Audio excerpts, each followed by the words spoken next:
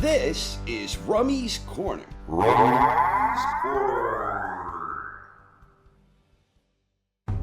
Coming up on the 28th of June from the Honda Center in Anaheim, California, in a fight that will be available worldwide on DAZN pay-per-view, Jake Paul will square off against Julio Cesar Chavez Jr. The bout will take place at the cruiserweight limit, and this one is an interesting and almost bizarre matchup all around. Jake Paul's entire foray into professional boxing is rather bizarre in its own right. The famous YouTuber and actor made the transition into prize fighting in a way that felt largely like a gimmick that was predicated on self-promotion, and that came with the inherent territory of lucrative opportunities. Most of his pro boxing fights were either against novices making their debut, then there were a couple of guys with 0-1 records, and he also fought several MMA fighters in the sort. He fought several real boxers as well, and to his credit, he has shown some good boxing ability in the context of what he's been doing. He has shown genuine dedication to his craft, and more impressive still, he has shown notable improvement where his dedication has paid off. The biggest knock against Paul is that people want to see him in there against someone his own age and size that has some real boxing ability. People want to see Paul challenge himself. After all, he has reached the point where he is greatly improved and shown that he can box. His most recent fight paints the perfect picture that illustrates this point. Back in November, Paul squared off against former undisputed world heavyweight champion, the former baddest man on the planet, the one and only Iron Mike Tyson. A lot of people believed that Tyson still had the power, timing, and ring IQ that he could blast Paul out. The thing of it was, Tyson was 58 years old and 35 years removed from his best fighting days. Paul was 27, making Tyson more than 30 years older. The build-up to this one produced widespread intrigue, where even the most casual factions of the boxing audience became fascinated by the prospect. The fight, however, was ultimately a big disappointment. The perception following the fight was that Paul largely disgraced himself by embarrassing an old living legend. Paul was widely viewed as someone who just beat up an old man. Some fans even believed that Tyson carried him early, but either way, the optics were bad. So last time out, Paul beat a living legend, but next time out, he will be facing the son of a legend, Julio Cesar Chavez Jr.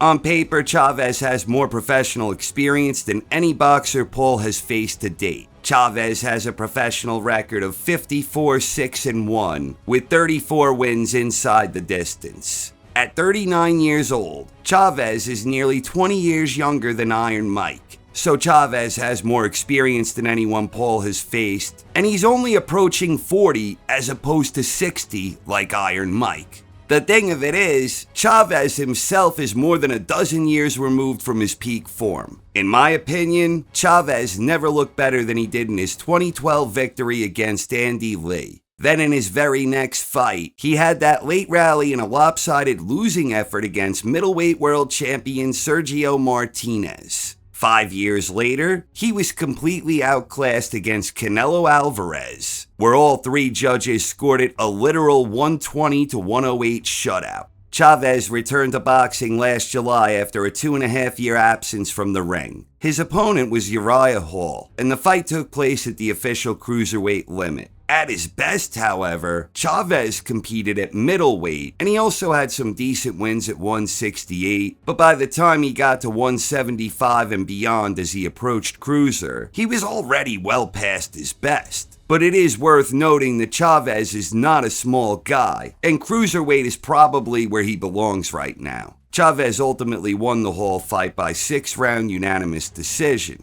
So who wins, Paul or Chavez Jr.? Again, on paper, Chavez has more professional experience than anyone Paul has ever faced. They are approximately the same height and weight, and Chavez has the boxing roots that, as a career underachiever who largely disappointed, he might be highly motivated for a bout of redemption in this high-profile showdown that will ultimately draw a lot of attention that comes with the territory of facing Jake Paul. So in theory, despite being 11 years older and less active in recent years, Chavez could have a chance at the upset here. After all, Jake Paul lost against Tommy Fury, who lacks the experience and reputation that Chavez once possessed. So it would be foolish to write Chavez off, but at the same time, I don't like his chances here. I simply cannot shake the memory of the crossover fight against Anderson Silva, where despite his tremendous edge and boxing experience, Chavez lost that one by split decision. For my official prediction, I am taking Jake Paul. I just think that Paul is too dedicated and determined, and these have always been areas where Chavez has been lacking. So I like Jake Paul in this one by decision. But as always, what the hell do I know? I ain't exactly Quasimodo over here.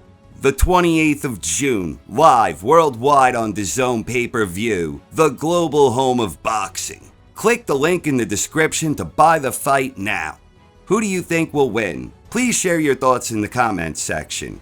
Thank you very much for watching, everyone. I hope you enjoyed and have a wonderful night. This is Rummy's Corner.